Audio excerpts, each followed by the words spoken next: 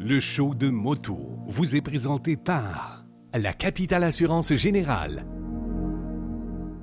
Honda et Yamaha.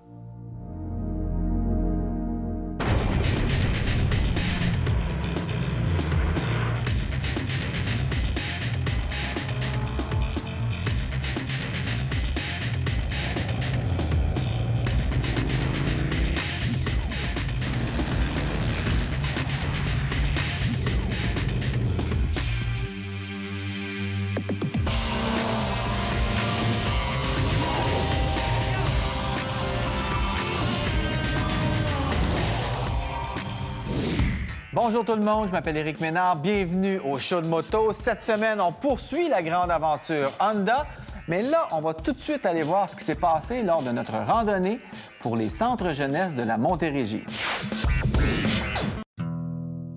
Les centres jeunesse viennent en aide aux jeunes en difficulté et nous, au show de moto, on a décidé de leur donner un coup de pouce en organisant une randonnée bénéfice pour ramasser des fonds pour les centres jeunesse de la Montérégie.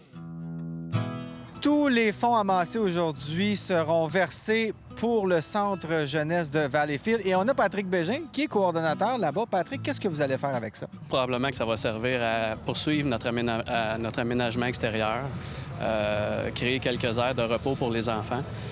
Puis on a aussi des projets d'amélioration de décoration intérieure. Fait que c'est certain que ça va servir pour l'amélioration des milieux de vie des enfants. Bon, les gens disent, bien, pourtant, c'est financé, ça, par le gouvernement. Ils ont des sous. À quoi ça sert d'en avoir encore plus? C'est pas vraiment ça. Bien, la base est assurée par le financement qu'on a, c'est vrai, mais si on veut un petit peu d'extra, bien, ça nous demande de faire des activités de financement qui va faire que les enfants vont pouvoir profiter là, d'un petit surplus dans leur quotidien. Robert, toi, tu es un motocycliste, donc de faire une randonnée pour la Fondation dont tu es le directeur du CA, c'est génial. Ça s'appelle joindre le plaisir à l'agréable. Dis-moi, qu'est-ce qui t'a amené à t'impliquer là-dedans?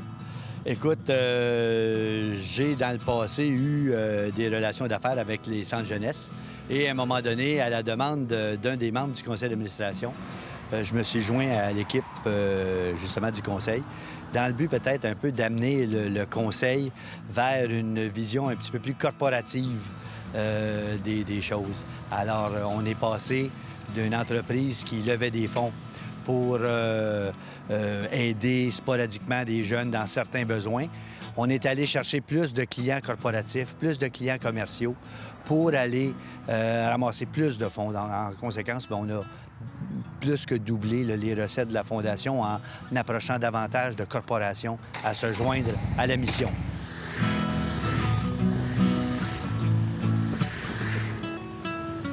Parle-moi des enfants qui sont hébergés chez vous. Il y en a combien? Ils viennent de où? Et pour quelles raisons ils sont là?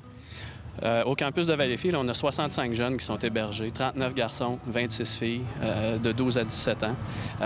Des enfants qui ont vécu de la violence, de la négligence, de la violence physique, sexuelle, psychologique. Des enfants qui ont perdu confiance aux adultes en leurs parents. Et ce qu'on essaie, c'est de recréer un lien de confiance avec ces enfants-là, les ramener à une vie quotidienne intéressante. Normal? Oui, on pourrait dire normal, mais on essaie de les raccrocher à la vie et aux bonnes habitudes à avoir. Comment vous faites ça? Travailler. C'est un travail quotidien. C'est beaucoup d'accompagnement. Pas de jugement envers les enfants. Avoir une approche thérapeutique neutre, bien souvent. Il faut dire que la Fondation, ça ne sert pas juste à vous aider à faire des aires de jeu et tout ça. Ça les aide aussi quand ils partent, parce qu'à 18 ans, c'est terminé l'hébergement en centre jeunesse. Ils doivent voler de leurs propres ailes et ça ne doit pas être facile. C'est pas facile. Souvent, les enfants réalisent pas que la majorité, ça arrive très rapidement. Par contre, on a aussi certains services qui permettent d'accompagner les enfants jusqu'à 19 ans. Donc, on peut aider à l'intégration en appartement. On peut aider à acheter ce qu'il faut pour meubler puis mettre les accessoires de base dans un appartement. On amène les jeunes aussi à se trouver un emploi, à intégrer le marché du travail, à poursuivre leurs études.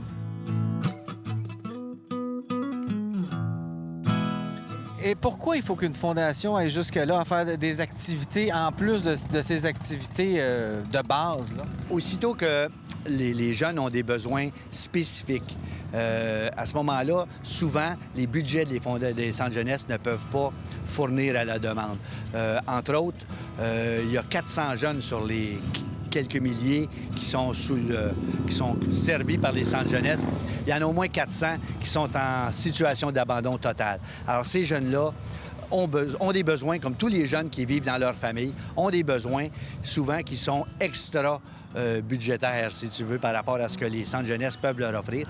Donc, autant pour des besoins de santé, d'orthodontie, de services d'assistance avec un psychologue ou un pédopsychiatre ou toutes sortes de soins additionnels pour des enfants qui sont vraiment dans le besoin, ou d'autre côté, des enfants qui sont à l'école, qui ont du talent, qui ont des projets et qui ont besoin d'aide pour aller dans un programme spécialisé aux études ou dans un programme de sport-études.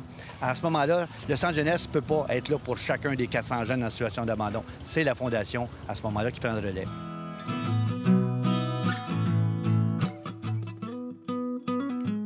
À la fin de la journée, c'est 9 200 $ qui ont été offerts au Centre jeunesse de Valleyfield pour améliorer les aires de jeu pour les jeunes. Merci à tous nos participants.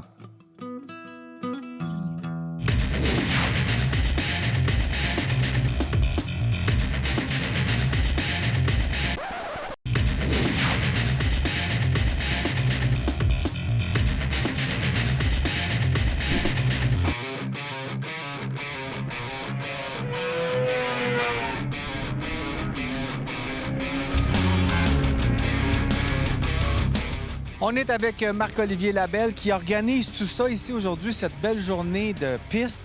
Ça fait combien de temps que tu opères ça, Tremblant Superbike? Tremblant Superbike est à sa 5e année présentement. On débute la 5e saison. Mais toi, t'es quand même pas très vieux. Qu'est-ce qui t'a amené à ça? J'ai 30 ans, en fait, cette année. Qu'est-ce qui m'a apporté là, dans le milieu de la moto? Toujours un intérêt pour la motosport, pour la piste, la course au début, mais j'ai pas couru, en fait. C'était plus l'aspect de lapping, si on veut, des essais libres. Puis j'ai travaillé avec Eurotech initialement, qui faisait les événements ici à Tremblant. Puis on a travaillé conjointement pour ensuite créer le club Tremblant Superbike d'un idéal d'événements plus, si on veut, respectueux, moins de gens, en fait, plus confortable, plus sécuritaire. Et bon, les gens qui viennent ici, on le voit sur la piste, là. Moi, j'en ai fait quelques fois dans ma vie. Et on voit que les gars et les filles sont habitués. C'est pas des gens qui commencent, là. Effectivement, on a un bon calibre de participants. C'est sûr qu'on cherche, étant donné qu'on roule sur un concept open track, à avoir le groupe de participants le plus homogène possible. Naturellement, il y a toujours une différence entre on va dire, le plus rapide et le moins rapide, mais d'une certaine mesure, c'est au niveau du respect, puis la connaissance des lignes, connaissance de la piste, aussi une relation avec les flaggers, si on veut, les responsables des drapeaux, qui fait qu'on peut rouler un événement avec une différence quand même de participants au niveau de la vitesse, mais avec une qualité similaire. Donc, il y a un bon respect, il y a une bonne connaissance de la piste, une connaissance mutuelle des participants aussi. Les invités viennent se greffer à ça avec un certain lien avec le membre aussi. Donc, quelqu'un qui veut devenir membre, il vient d'abord à une journée où il y a des groupes, comme quand on fait une journée en piste dans une école, il y a des couleurs avec les niveaux. Et là, on fait cette journée-là, une ou deux, et ensuite, on peut voir si on veut devenir membre. Exactement. C'est le concept qu'on a établi.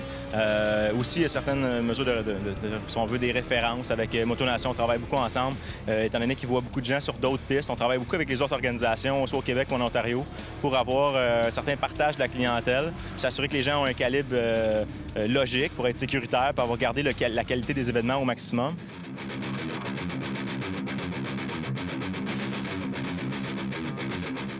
Si on vient faire de la moto au circuit Mont-Tremblant, il faut avoir une moto. Et moi, j'ai la chance de connaître René et son copain Stéphane. René, tu vas m'expliquer un peu qu'est-ce que vous vérifiez d'abord quand on vient faire de la piste? Parce que c'est pas comme une moto de route qu'on arrive ici, on enlève la plaque et les clignotants, on embarque. Il y a beaucoup de choses à vérifier pour vous, là. Exactement. Nous, tu sais, on fait la location de moto, mais bien entendu, il y a un service tout inclus. Ça inclut justement la vérification de la moto, même si la moto est déjà parfaitement en ordre, pour sécuriser les gens et aussi leur montrer quoi vérifier, comme la pression des pneus qu'on vérifie rarement sur la rue. On la vérifie souvent en début de saison, puis après ça, on passe la saison. Mais ça, on la vérifie constamment en début de journée. Et par la suite, après avoir fait un tour de chauffe, on revérifie la pression. Puis c'est encore plus dans les journées d'été, quand il fait très, très chaud. La variante peut être encore plus grande. Puis ça, c'est ce qui fait la différence. Si le pneu devient très dur, il peut être plus glissant. Parlant des pneus aussi, c'est pas des pneus de route ordinaire. Vous avez vraiment des pneus pour la piste, super collants. Exactement. Tu sais, les motos sont faites pour la piste, ça inclut les pneus. C'est des Pirelli Super Corsa pour ce qui est des motos 750, 600, toutes les japonaises. Et les 1000 cc, on a du Pirelli aussi, mais slick, c'est-à-dire vraiment un pneu de course. Comme les pneus de course. Exactement, mais même sur les 600, 750 Super Corsa, c'est les pneus qui sont utilisés sur le championnat canadien. Donc, à part ça, qu'est-ce qu'il faut vérifier? Évidemment, bon, tous les leviers, il n'y a pas de clignotant là-dessus de base. Vous vérifiez, vous changez les liquides aussi. Oui, pour la track, on ne peut pas avoir de Prestone. Parce que le Prestone, s'il y a une fuite de Prestone, le Prestone, ça fait comme de la glace. C'est extrêmement glissant puis ça se nettoie pas. Quelqu'un qui prend sa moto de rue pour le faire, pour venir faire de la track, peut, mais il doit absolument enlever son Prestone. C'est une bonne idée de venir faire une journée de piste et de ne pas prendre sa moto parce que tu n'as pas justement à faire toutes ces modifications-là. Et tu as une moto préparée professionnellement par vous. On s'assoit là-dessus, on n'a rien à faire. Vous touchez à tout ce qu'il y a à modifier, c'est vous qui le faites. Exactement. La moto, comme vous voyez, il n'y a pas de flasher, il n'y a pas de... Tu sais, vraiment au strict minimum. C'est pas juste des gens, des clients qui viennent ici faire de la piste pour la première fois. Il y a d'autres gens ici. Par exemple, on a vu quelqu'un tantôt, il a brûlé son moteur. C'est des choses qui arrivent sur une piste. Il brûle son moteur, il veut pas perdre sa journée. Il est venu ici, il a pris exactement la même moto que lui, il a dans la vie. Et vous lui louez pour l'après-midi. Exactement. Donc, on loue pour la journée, mais on loue à la session aussi ou à la demi-journée. Puis, on fait toutes les pistes. Là, présentement, ici, on est aujourd'hui au circuit Mont-Tremblant, mais on va pratiquement à tous les endroits au Québec, Ontario. On a un calendrier très, très, très étoffé, je pourrais dire. Dirais-tu encore que c'est un sport dangereux ou pour toi et tes membres, c'est comme jouer au golf? Bien, c'est sûr que c'est un sport dangereux, c'est un sport intense, mais de plus en plus, les gens sont sérieux dans les démarches au niveau des suspensions, des pneumatiques. Comparativement, je fais souvent le parallèle avec les gens de rue que probablement ne savent pas les pressions qu'ils ont dans leurs pneus, ont accès à l'alcool, ont accès à rouler sur des motos avec un habillement de plage. Oui. Tandis qu'ici, en fait, on est vérifié, pas le droit de... On est vraiment structuré au niveau des réglementations. Ça prend les habits de cuir réglementés, les casques, les gants, les protèges d'eau rigides. Donc, on a vraiment un encadrement plus sévère. Puis, les gens sont dans un contexte qui est sécuritaire avec les flaggers. On a des ambulances sur place. On a un médecin aujourd'hui sur place aussi. Donc, oui, c'est dangereux, mais c'est très bien encadré.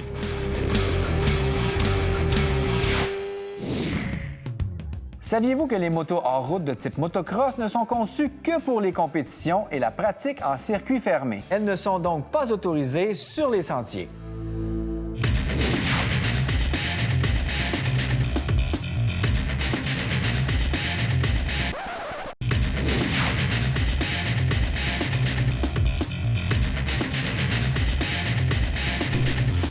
Vous en avez peut-être déjà vu une, vous l'avez croisée sur la route ou vous en avez entendu parler, mais une chose est sûre, vous connaissez la marque Indian qui existe depuis belle lurette.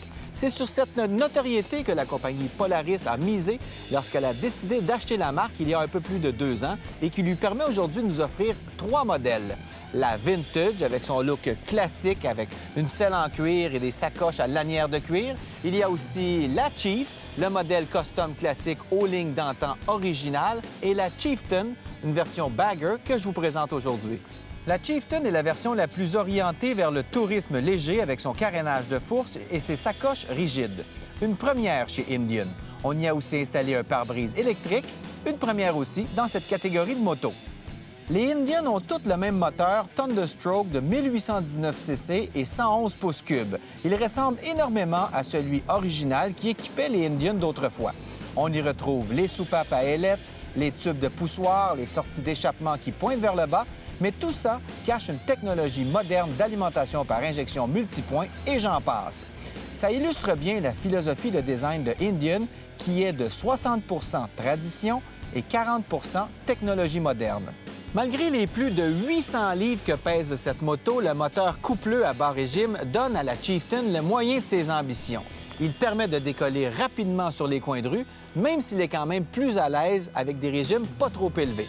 Le seul problème, comme sur beaucoup de gros V-twin, c'est un dégagement de chaleur au niveau des jambes qui peut devenir un petit peu inconfortable lorsqu'il fait chaud. Sa sonorité naturelle gronde bien sans être dérangeante, même sur notre modèle démo qui est pourtant équipé de silencieux dits de performance. Ils sont donc plus bruyants que ceux d'origine, mais ils respectent quand même les normes légales au Québec. Un gros plus pour se faire accepter du reste de la population. Pour freiner ses ardeurs, la Chieftain est munie de freins ABS très efficaces. Les suspensions sont carrément impressionnantes. Elles sont ajustables à l'air avec une petite pompe fournie avec la moto et elles offrent un bon débattement qui permet même de passer sur de gros trous sans trop les ressentir. Le siège est ferme sans être dur et il permet de rester en selle assez longtemps sans devenir engourdi. Il y a aussi le guidon qui est plutôt rapproché du pilote, même pour un pilote de gabarit moyen, ce qui permet de bien contrôler la moto, surtout à basse vitesse. C'est un must pour une moto de cette taille. En plus, la selle est basse, ce qui permet à presque tous les pilotes d'avoir les deux pieds bien au sol à l'arrêt. La position de conduite est confortable avec les pieds pas trop en avant et les bras pas trop étirés. La Chieftain est un charme à conduire sur de petites routes de campagne ou même sur les autoroutes. Elle est étonnamment agile aussitôt qu'on a un air d'aller et une fois mise en courbe, elle tient bien sa ligne. Par contre, je l'ai trouvée un peu sensible aux grands vents latéraux. Le système de son de 110 watts est satisfaisant sans être aussi impressionnant que sur les modèles comparables chez Harley-Davidson. L'ordinateur de bord est vraiment complet, mais les boutons sont un peu mous et il faut s'y habituer. L'ensemble de tout ça donne aux pilotes un niveau de confort exceptionnel. Polaris nous démontre encore une fois son savoir-faire en nous offrant une moto classique dans laquelle ils ont su intégrer toutes les technologies modernes sans la dénaturer. C'est une moto au comportement rassurant et qui va très bien. Ces concepteurs n'ont pas cherché à se rapprocher ou à imiter ce qui est le plus populaire, mais bien à faire une moto qui se rapproche le plus près possible de ce qui est propre à la marque Indian. Et là-dessus, chapeau!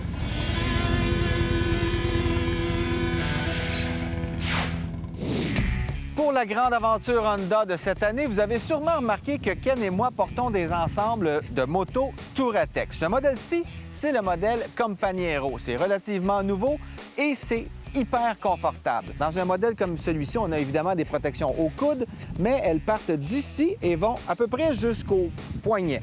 Ensuite, on a des protections aux épaules, une bonne et grande protection dorsale, tout ça très léger. On a aussi des protections aux genoux, aux hanches et dans ce modèle-ci, on a même une protection pour le coccyx. Donc, en cas de chute, on est bien protégé des impacts, mais aussi de l'abrasion grâce à ces tissus qui résistent vraiment à un frottement intense. Tout ça est ventilé, le pantalon comme la veste, ce qui fait que quand on roule, c'est pas comme être en T-shirt et en short, mais c'est très confortable. Bref, Ken et moi, on est très contents de notre ensemble Companiero. N'est-ce pas, Ken? Oui!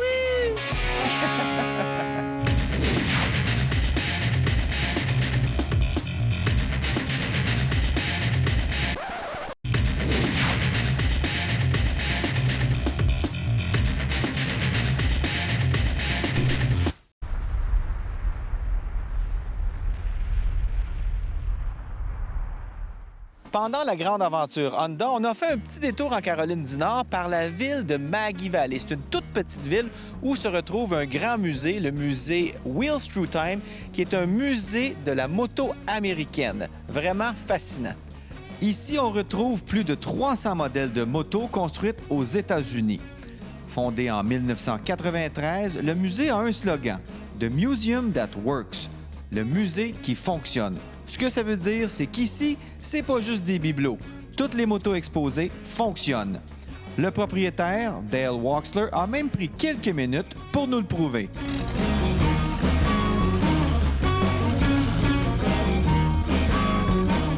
On retrouve des centaines de motos de marques disparues telles que Sears, Elk, Dayton, Anderson et évidemment des Harley-Davidson et des Indian datant du début du siècle.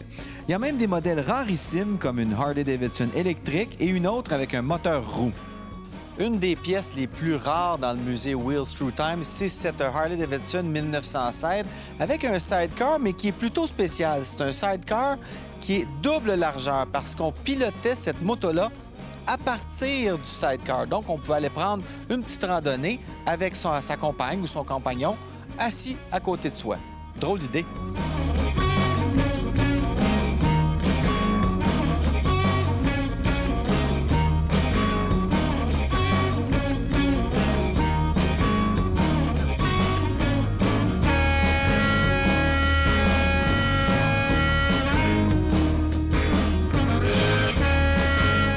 Le décor du musée Wheels Through Time est vraiment représentatif de l'époque et plusieurs plaques explicatives démystifient la plupart des modèles.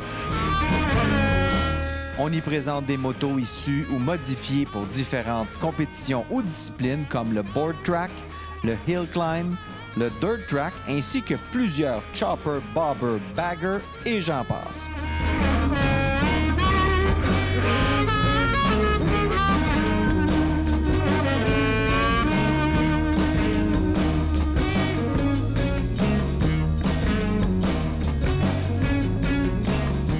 Dans notre époque où les motos contiennent une foule d'aides électroniques, le contraste avec les motos de ce musée est frappant.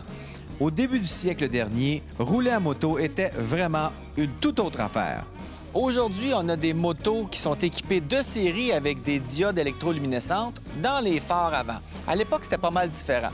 On regarde ici, c'est pas un extincteur, c'est un réservoir de gaz qui alimentait la flamme dans la lumière.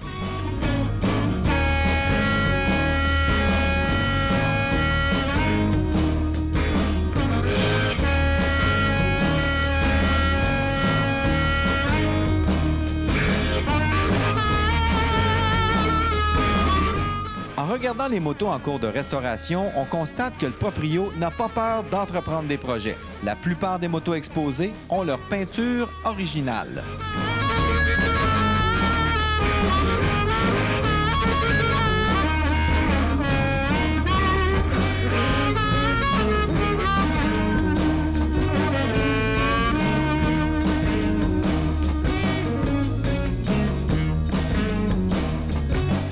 Véritable coffre au trésor surdimensionné, le Wheels Through Time Museum est un bijou permettant de préserver le riche héritage américain dans le domaine de la moto.